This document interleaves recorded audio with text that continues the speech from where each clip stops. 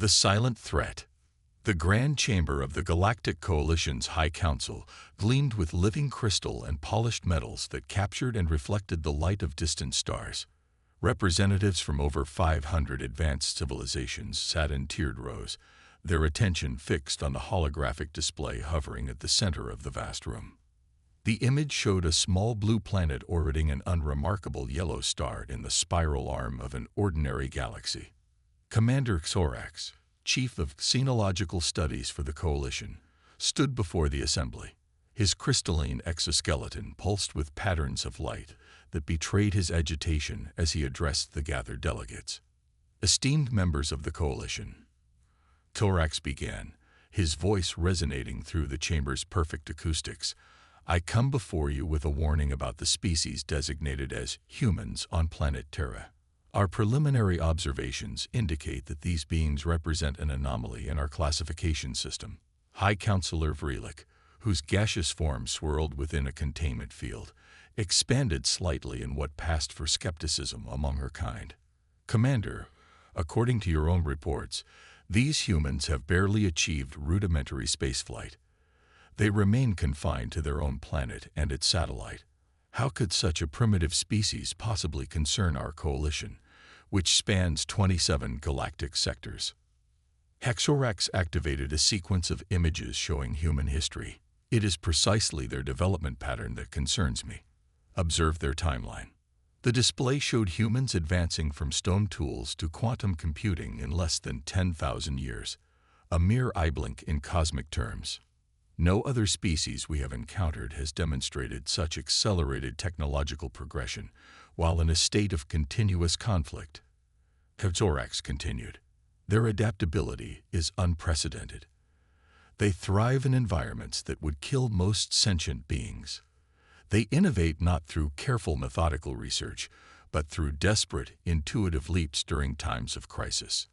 Ambassador Krulf, representing the oldest species in the coalition, vocalized a sound that translated to dismissive amusement. His gelatinous form rippled with derision. Commander, I have witnessed the rise and fall of countless civilizations. This pattern is nothing new. Species that develop too quickly invariably destroy themselves before they become a genuine concern. Xorax's exoskeleton flashed deep crimson. With respect, Ambassador, humans defy that pattern.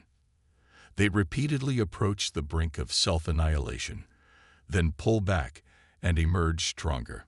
Their history is an endless cycle of near-extinction events, followed by remarkable resurgence. The display shifted to show human warfare, from primitive conflicts with edged weapons to the atomic devastation of their own cities. Our prediction models gave them less than a century before self-destruction after they developed nuclear weapons. That was over 70 standard cycles ago. Instead of annihilation, they established an uneasy peace and redirected their competitive instincts into technological advancement. High Counselor Vreelik's gaseous form contracted thoughtfully. What action are you suggesting, Commander? At minimum, I recommend establishing a permanent observation network in their system. Their development should be closely monitored, and containment protocols prepared if they achieve breakthrough interstellar technology. Laughter erupted from the delegation representing the Draxian Empire, a species renowned for their military dominance. Ambassador Zeltor rose from his seat, his armored carapace gleaming under the chamber lights. The commander fears shadows, Zeltor declared. These humans are fragile biological entities confined to specific atmospheric and gravitational conditions. Our warriors could subjugate their entire planet in days should the need arise.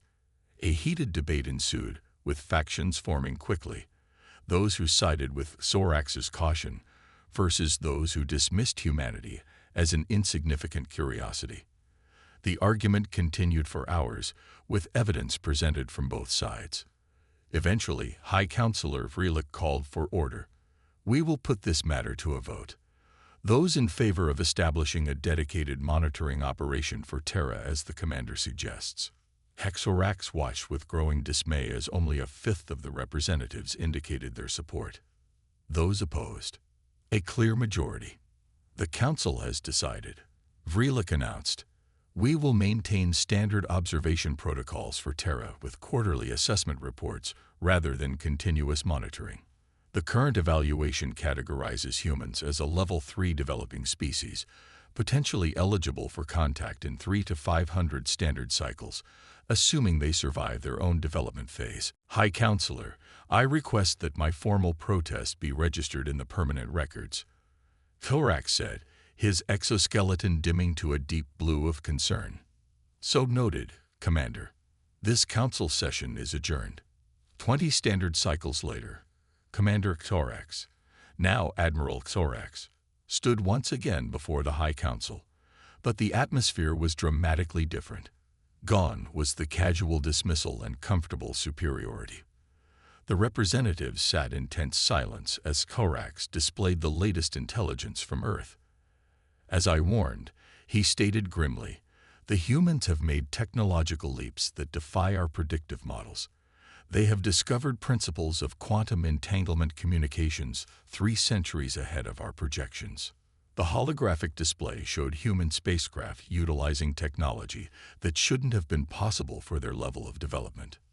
More concerning still, Thorax continued, they have detected our observation satellites. Our stealth technology, which has successfully hidden our presence from dozens of emerging civilizations, was identified and analyzed by a human adolescent using equipment considered primitive by our standards. High Counselor Vreelik, still in office after all these years, pulsed with alarm. How is this possible? Humans possess an intuitive understanding of pattern recognition that exceeds our computational models. Thorax explained. The young human in question noticed a subtle quantum fluctuation that our cloaking systems don't account for because no other species has ever detected it. Ambassador Zeltor, who had so confidently dismissed the human threat cycles earlier, leaned forward. Have they determined the artificial nature of our satellites? They have, Thorax confirmed, and they've begun actively scanning for additional coalition technology throughout their system. Moreover, their governments have unified in response to the discovery, something our sociological models predicted would be impossible without centuries of cultural evolution. A council chamber erupted in concerned discussion. Thorax waited patiently for the noise to subside before delivering his final report. Most critically, we have detected unusual energy signatures from research facilities across their planet. Based on the radiation patterns, they appear to be experimenting with rudimentary forms of faster-than-light propulsion. They shouldn't even understand the theoretical principles yet, but they're already testing prototypes. High Counselor Vreelik's form pulsed rapidly. Your recommendations, Admiral. We have 3 options. First, immediate first contact, reveal ourselves and attempt to integrate them into the coalition under strict supervision. Second, isolation, establish a quarantine zone around their system and prevent them from expanding further. Third, he paused, preemptive neutralization of their technological capabilities. The silence that followed was heavy with the weight of the decision. I opposed you 20 cycles ago, Admiral. Ambassador Krulth admitted, his gelatinous form now a subdued gray. I believed, as many did, that humans would follow predictable development patterns. I was wrong. We all were. High Counselor Vreelik acknowledged this with a pulse of agreement. These humans are exceptional. Ambassador Zeltor stood, his posture rigid with military precision. The Drexian Empire proposes immediate action. We have a battle fleet conducting exercises just 1 sector away. We can neutralize their major technological centers without destroying their civilization. Set them back a century or 2. And if they recover faster than expected, Thorax challenged. If they recognize the attack as alien in origin, we would create not just a determined enemy, but one with a justified grievance against our entire coalition. The debate continued for hours, with factions forming around each of the 3 options. Eventually, a compromise was reached. The coalition would prepare for controlled first contact, while simultaneously positioning forces for isolation or intervention if necessary. We will reveal ourselves, High Counselor Vreelik declared, but on our terms, with an overwhelming technological display to ensure they understand their place in the galactic hierarchy. Admiral Xorax's exoskeleton shifted to a pattern that none in the Council had seen before, a warning display from his species' ancient past. High Counselor, I must emphasize that humans do not respond to intimidation in predictable ways. A show of force may unify them against us, rather than inspire compliance. Your concern is noted, Admiral, Vreelik responded, but the Council has decided.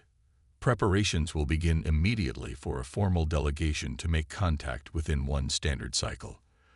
The delegation will be accompanied by a military escort sufficient to demonstrate our technological superiority. As the Council adjourned, Xorax remained in the chamber, staring at the holographic image of Earth still rotating at the center. He knew with a certainty that transcended data and analysis that the Coalition was making a catastrophic mistake.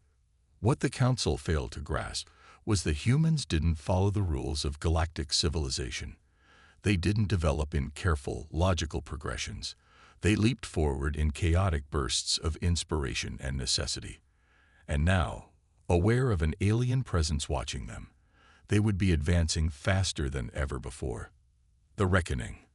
One standard cycle later, the Coalition's contact fleet arrived at the edge of the Sol system. It was an impressive assembly. 57 vessels of varying sizes, from the massive diplomatic carrier that would serve as the centerpiece of the mission to the sleek military escorts that accompanied it. The fleet represented the pinnacle of Coalition technology, designed specifically to awe and intimidate the humans upon first contact. Admiral Xorax stood on the command deck of the flagship, the celestial emissary, watching as the final preparations were made. Despite being the most vocal advocate for caution regarding humanity, he had been appointed to lead the military aspect of the mission, a recognition of his expertise, but also a political calculation. If the mission failed, responsibility would fall squarely on the one who had exaggerated the human threat. Admiral, we're detecting unusual energy signatures throughout the system, his second-in-command reported. They appear to be some form of sensor network, but the configuration doesn't match any known human technology from our intelligence reports. Xorax's exoskeleton rippled with concern. How widespread is this network? That's the concerning part, sir. It extends beyond the orbit of their furthest planetary body. They've somehow managed to create a detection grid that encompasses their entire system. Impossible, muttered Ambassador Trellis, the diplomatic lead for the mission. Our latest intelligence indicated they had barely established permanent bases on their moon and neighboring planet. Evidently, our intelligence is outdated, Xorax replied grimly. Proceed with caution. Maintain our current position and deploy long-range probes to gather more information before we advance further. The probes were dispatched, sleek automated craft equipped with the Coalition's most advanced sensing technology. 3 hours later, only half had reported back, and the data they transmitted was deeply troubling. Sir, the humans have established multiple defensive platforms at strategic points throughout their system, the tactical officer reported. The platforms appear to be equipped with technology that shouldn't be possible for their development level. Most concerning, they seem to be using a variant of our own quantum targeting systems. Xorax's exoskeleton pulsed with alarm. How could they have? He was interrupted by an urgent communication from the Coalition homeworld. The image of High Counselor Vreelik appeared on the main view screen. Admiral Xorax, our deep space monitoring stations have detected multiple anomalies approaching your position. They appear to be utilizing some form of space-time distortion for propulsion, technology that should be beyond human capability. Proceed with extreme caution. Before Xorax could respond, the sensor officer called out, multiple objects emerging from hyperspace, sir. Configuration unknown. A dozen vessels appeared seemingly from nowhere, surrounding the Coalition fleet. They were smaller than the Coalition's capital ships, but sleek and bristling with what were unmistakably weapon emplacements. Open a communication channel, Federax ordered. All frequencies, all known protocols. A moment passed, and then a face appeared on the main screen, A human, its skin a rich brown, with short dark hair and eyes that seemed to evaluate everything they saw. "This is Commander Amara Chen of the United Earth Defense Force," the human spoke, its words automatically translated by the Coalition systems. "You have entered restricted space with what appears to be a military fleet. State your identity and purpose immediately." Ambassador Trellis stepped forward, his ornate diplomatic robes shimmering in the light. "I am Ambassador Trellis of the Galactic Coalition, representing 500 advanced civilizations across this galaxy. We come to formally introduce ourselves to humanity and welcome you to the galactic community, under our guidance, of course." The human's expression remained impassive. "Ambassador, we detected your observation satellites orbiting our world 20 years ago. We've been monitoring your communications since then. Your council's debates about whether to contact, quarantine, or neutralize us were quite enlightening." Silence fell over the command deck. Hexorax's exoskeleton pulsed with a pattern that expressed resignation mixed with a strange sense of respect. "You've been intercepting and decrypting our communications," he stated. It wasn't a question. "Your encryption was impressive," Commander Chen acknowledged, "but not insurmountable. We've learned a great deal about your coalition in the past 2 decades, including the fact that many of you argued for our destruction rather than peaceful contact." Ambassador Trellis stepped forward again. "Commander Chen, there appears to be a misunderstanding. The coalition means humanity no harm. We merely sought to ensure an orderly introduction of your species to the galactic community. The presence of our military vessels is simply a standard protocol for first contact missions." "Is that why your military vessels are equipped with planet cracker weapons capable of rendering our world uninhabitable?" Chen asked, her voice level but with an unmistakable edge of steel beneath it. Hexorax intervened before Trellis could respond with another diplomatic falsehood. "Commander Chen, I am Admiral Hexorax. I was one of those who advocated for caution and respect in our approach to humanity. It appears my advice was not heeded sufficiently. May I suggest we reset this encounter? Perhaps a smaller meeting between equal delegations would be more appropriate than this confrontational positioning." Chen studied him for a moment, then nodded. "A reasonable suggestion, Admiral. We will permit a single diplomatic vessel to approach Earth, escorted by 2 of our ships. The rest of your fleet must remain beyond the orbit of Neptune." "Agreed," Thorax said before Ambassador Trellis could object. "We will prepare a delegation immediately." When the communication ended, Trellis rounded on Thorax. "Admiral, you've exceeded your authority. The Council's directive was clear. We were to demonstrate our technological superiority to ensure humans understood their proper place." Thorax's exoskeleton pulsed with a pattern that indicated both amusement and exasperation. "Ambassador, look around you. The humans have surrounded our fleet with vessels using technology we believed was centuries beyond their capability. They've been intercepting our supposedly secure communications for years. I believe they've already formed their own opinion about our technological superiority." The diplomatic meeting took place aboard an orbital station the humans had constructed. Another surprise, as Coalition intelligence had reported no such facility. Admiral Thorax, Ambassador Trellis, and 3 other Coalition representatives were escorted through the station by human security personnel. Thorax noted with interest that while the humans carried weapons, they were not obviously threatening with them, a subtle but important cultural distinction from many Coalition species. The meeting room was a circular chamber with a large round table at its center, deliberately designed for equality. Hexorax realized. No head of the table, no superior positions. The human delegation was led by a silver-haired female who introduced herself as Director Elizabeth Matsuoka of the United Earth Diplomatic Corps. Commander Chen was also present, along with 3 others introduced as experts in various fields. "Welcome to Earth," Director Matsuoka began. "We've been preparing for this meeting for some time, though we had hoped it would occur under more trusting circumstances.